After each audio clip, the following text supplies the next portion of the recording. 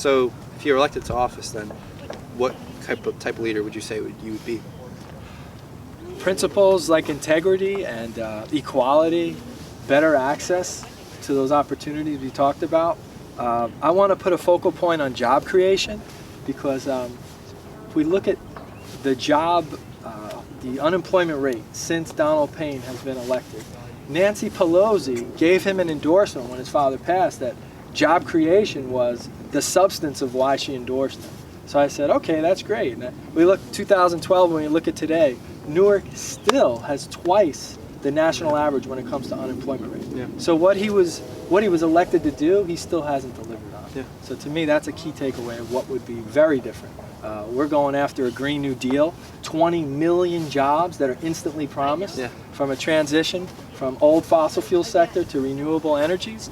That is a key difference between my opponent and I. He won't even talk about it. Yeah. We've been mentioning him. We just want him to talk about the Green New Deal and where we differ. We'd love to have debates about this. But job creation, especially for a city like Newark and Jersey City that are frontline climate change communities, we have to have that conversation. Yeah, for sure.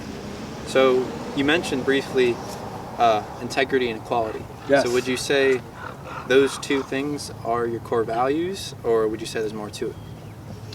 So integrity, equality, fairness.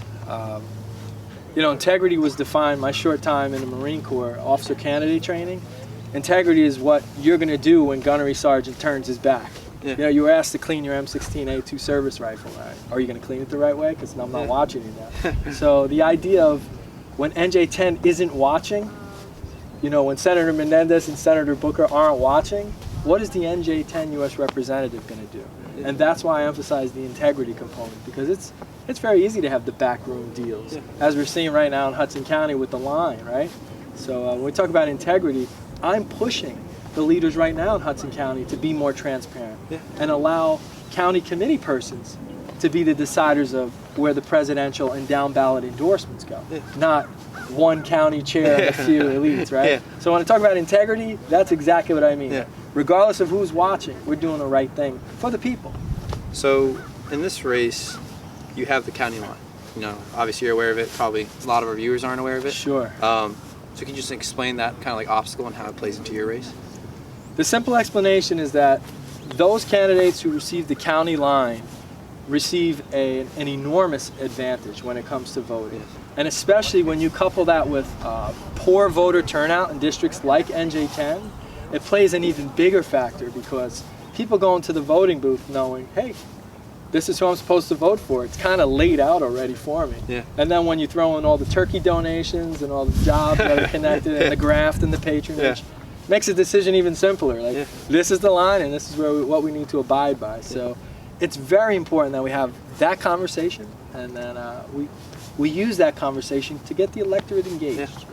And just for some perspective, if you don't know how hard it is to beat the line, I believe no one's beaten in over 65 years or so. I think that's the quote I saw online recently. And statistically, you have a 35 or 40% less chance of winning. It's inherently just because you're not on the line, which means you don't have the endorsement of the county. That's right.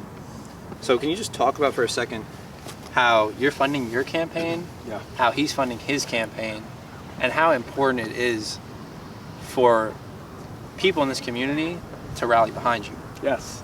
I want to answer that right after I give Hunterdon County a huge plug, because they are setting a precedent for the state of New Jersey. They are having open primaries and allowing the people to decide who the president's going to be. So I wanted to just finish that sentence you started.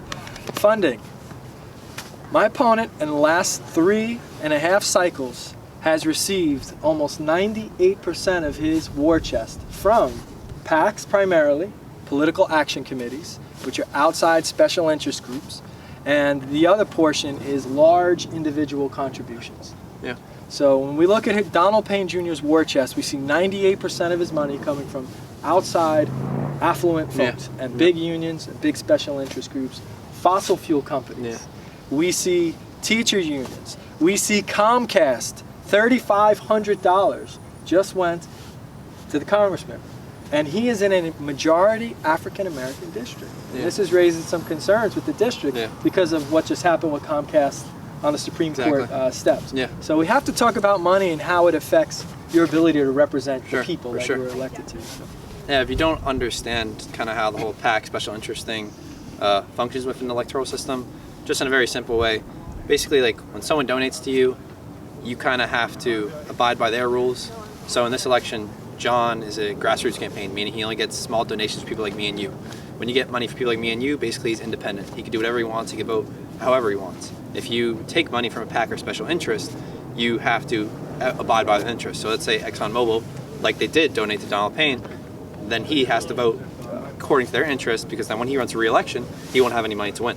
But yeah, can I give you a quick fun stat related to that ExxonMobil? Sure. So I added up ExxonMobil and Phillips 66, two fossil fuel companies. $6,000 just went to the congressman this cycle, just from those two companies alone. Right? So I was like, interesting. So we look at our third and fourth quarter small donations. This is $1 from college students. A homeless gentleman at Journal Square wanted to give $1, and he said, I'll find an address for you. So I tell everybody, you know, we're beholden to you, the college kid, the homeless man, and the doctor. We ask everybody for $1 because their votes are all worth the same. So why shouldn't their contribution be the same? We added it up, it was a little over $6,000. Our small contributions.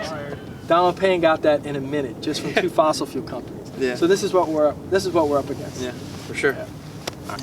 Okay, now I'm interviewing Bijan.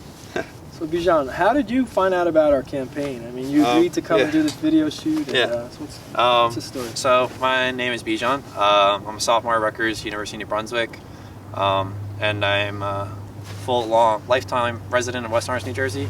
I went through the entire public school system, and recently I became the co-founder and treasurer of West Orange Young Dems, and I found myself aligned with John's values.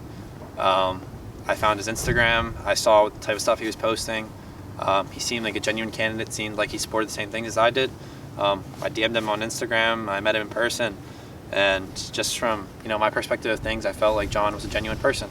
I felt like Donald Payne, just from my knowledge and where I stand politically, he doesn't care about this district. He's not in it for the people here. He's really in it for himself, for his career. It seemed to me that John was simply in it to just do good and nothing less than that. And for me, I want to dedicate my life to public service for that exact same reason. So when you see that, it's very admirable, because not many people have that sense of integrity, and not many people see the bigger picture like that.